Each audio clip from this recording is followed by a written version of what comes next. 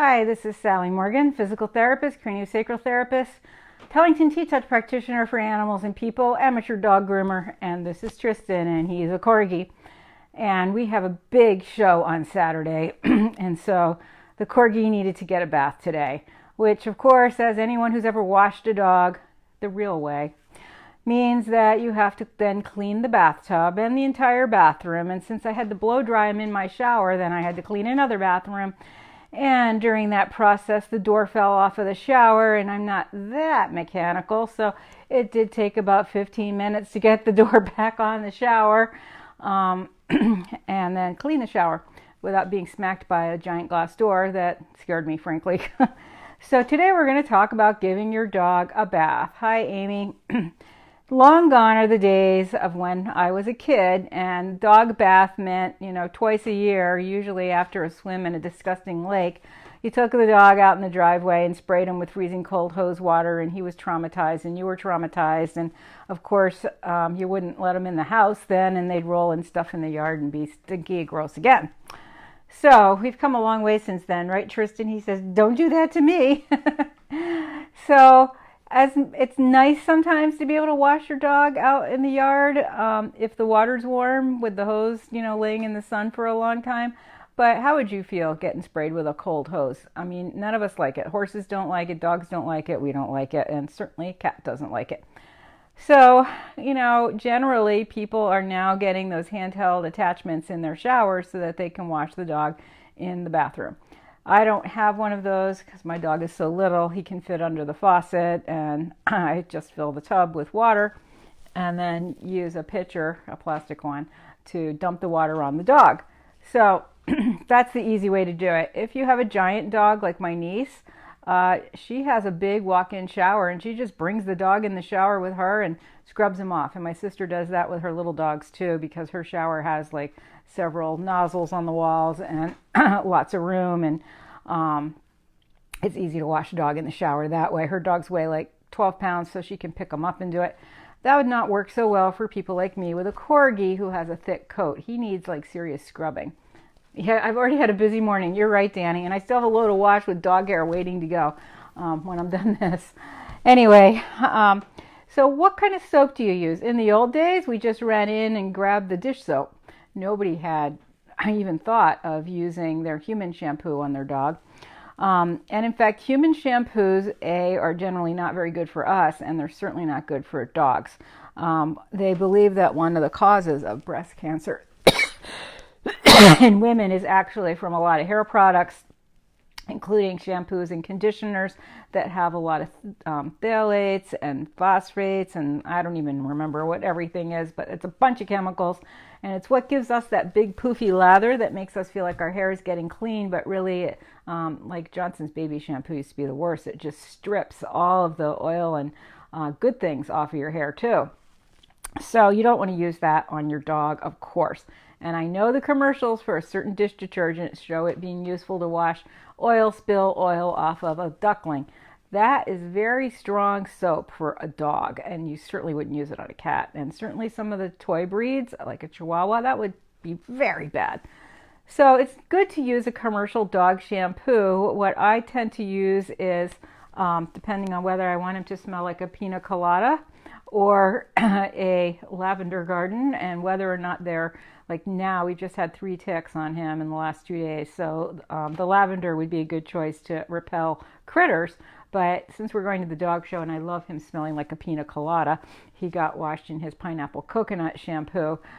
There are several great flavors of shampoo for dogs from a company called Kin and Kind. That's K-I-N and then an ampersand, and Kind, K-I-N-D. So, dogs are your relatives and you want to be kind to them, hence Kin and Kind. Great company. My sister has her products on her website, drjudymorgan.com. And they come in lovely smells, and they also have some for, skin irritation, and some that are good for dogs that might be having to go out into a world of fleas and ticks. And so they've got several great shampoos. And then I said also that you can use some of the organic, I think it's what is it? Is it Earthbit? No, it's not. That's a food company. There are several good organic shampoos with lavender in them that you can get at Whole Foods and many health food stores. Even in the regular grocery stores now, in the organic section, you can often find beauty products that are organic.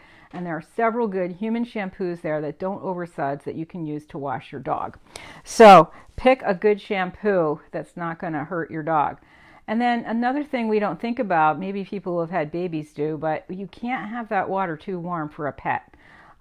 Dogs have a higher temperature than we do, and hot water can make their temperature even higher, and that can be a cause for alarm. So what feels temperate, kind of room temperature, is slightly warmer, especially if you have a dog with no hair. I have a hairy dog, so I go with cooler water. He's much more comfortable, and make sure you test it thoroughly all over the bottom of that tub. I like to put water in the tub and wash them, so I've got plenty of water there to put on them before the rinsing process.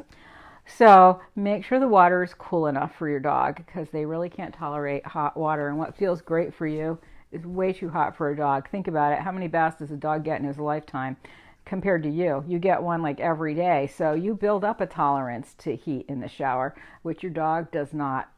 So make sure the water is cool enough. Make sure you rinse all of the soap out. That can, if left in, can cause itching and flaking, dandruff, skin problems. Another important thing, depending on where you live, is to make sure the dog is really quite dry after the bath. And for a Corgi person like me, this can be a bigger problem. I need to really blow dry him to get him dry enough. And I certainly will go through, 4 or 5 towels. And this is a 20-pound dog. If I had a 30-pound Corgi like Comet, it was a much bigger production. Harder to lift, harder to clean. And he didn't like really having a bath. Not like you. You like you're going in there like a duck. He likes a bath. And they're all trained to shake quite a lot before they get out of the shower, so that, well, it's a bathtub with a sliding door, so that the hair is in there and not out in the house. But of course, there is usually a house cleaning after a dog bath. So then, of course, the drying is very important. As if you have dogs with wrinkles like pugs or Shar-Peis, or really even a puppy, Basset Hounds, bulldogs, all those dogs, make sure you really, really, really get it dry between their wrinkles. A lot of people like to put cotton balls in a dog's ear to keep the water from going down the ear canal. With a Corgi, I just don't get too much water on his head and hold his ear flat so that no water goes in there. Really irritating, as we all know, when you get water in your ear in the shower. And with a breed like, with a floppy ear, like a Spaniel or a Golden Retriever, water in the ear can actually lead to an ear infection in a warm, damp climate. So that can be a big problem. So make sure to protect the ears when you're washing your dog, and don't be spraying them in the face because it's cute and they're licking the water, because that can get water in their ears and cause a big problem. Many dogs, like Labradors, have a pretty oily coat, so be prepared to use a lot more water to be able to get that coat clean, and a lot more scrubbing. You don't want to strip all the oils from the coat on a dog like that, because that is part of what they use to stay warm and cold in different weather, and they need that oil to protect their body. So that's another reason you don't use that dish soap that they show on little ducklings. So choose your soaps carefully, keep the water pretty cool, dry your dog thoroughly, protect their ears. Make sure you dry around any wrinkles or armpits or any place like that on your dog.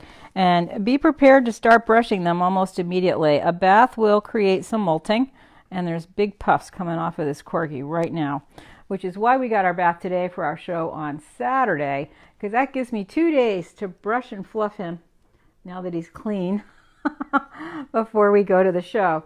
And of course, people who do show grooming have things that we had in the horse world, like chalk and stuff to put on the white parts to make them look whiter. We used to put polish on the horse's hooves, and I'm sure they do something similar in the dog world. Handsome, he's soaking wet, Jim. He smells like a wet dog and a pina colada, in spite of the blow drying. And he actually enjoyed the blow drying. My blow dryer didn't reach very far, and it doesn't have adjustments for heat, so it was kind of perfect that if he stood 2 feet from it, it wasn't too hot, and he got a nice breeze. But the butt end needs more of a breeze. and it's going to be kind of warm and sunny here. You don't want to give your dog a bath when it's 15 degrees and snowing outside unless you really have to. A good run in fresh snow can really do a good job cleaning them. Another thing that people don't think about with therapy dogs, you have to wash them about once a month before you're bringing them into a hospital or someplace like that. Hi, Sue. Don't look at Tristan. He just got out of the shower. Hide Dory's eyes. He's feeling embarrassed. Sue has Tristan's Corgi friend, Dory. Anyway, if you have a therapy dog, they recommend giving them a bath once a month. And, you know, you often think, oh, that's because he's going in a hospital. You don't want to bring in germs. But it is a much bigger risk for the dog going around, you know, sick people in a long-term care facility than it is vice versa. People have all kinds of skin diseases and colds and germs, and they're petting your dog. And I used to have some all-natural, like, baby wipes that I would wipe my dogs down with after they had done therapy visits, because you can't give them a bath after they've been there every time. But the things that get on dogs in nursing homes are pretty scary. For instance, scabies. Hopefully you would know and be warned to not go near that person. Usually they're kept separate. That can be really devastating for a dog. So, and when you're doing a lot of nursing home visits, you know, the temptation is to wash them more often, but you really can't wash your dog more than like once a month or every 3 weeks, because it starts to degrade the oils in the coat and make the skin dry and really lead to an unhealthy situation for your pet. So I know show dogs just, you know, get a lot more baths, but they're being professionally groomed when this is happening. But even them, they don't get a bath for every show. They, you know, live a pretty clean life. Not like rolling in the mud or walking in puddles like this short guy. So, give your dog a bath, but be prepared for a day of laundry, bathroom cleaning, and dog smell and grooming. It's really important for their health to keep them clean, just like it is for us to wash our own hair. And giving the dog a hose down twice a year is really not the best way to give your dog a bath. We give our kids a bath every 4 to 6 weeks. Yeah, that's what I tend to do with Tristan. And certainly when I'm at the beach in the summer and he's going in the salt water, he does have to get sprayed down every day. But of course it's July and 80 degrees and he doesn't mind. And the problems you can get from having salt on your dog's coat are far greater than having to wash them every day would create any problems. So thanks for joining us today with a wet Corgi and late. Tomorrow we will try to be on time, but I don't know. Anything could happen. And Saturday, we have to be at the dog show at 12-ish, which means we need to leave here after 11. And we generally do this at 9:30. I might try to do this from the dog show at whatever point I get there. I have a lot of carrying and setting up to do, so I'm not really sure when I'll do it. It might be towards the end of the day, after we've gone in our class. Oh, he's starting to shiver. The poor kid's cold.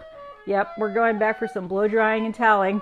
Have a great day, everybody.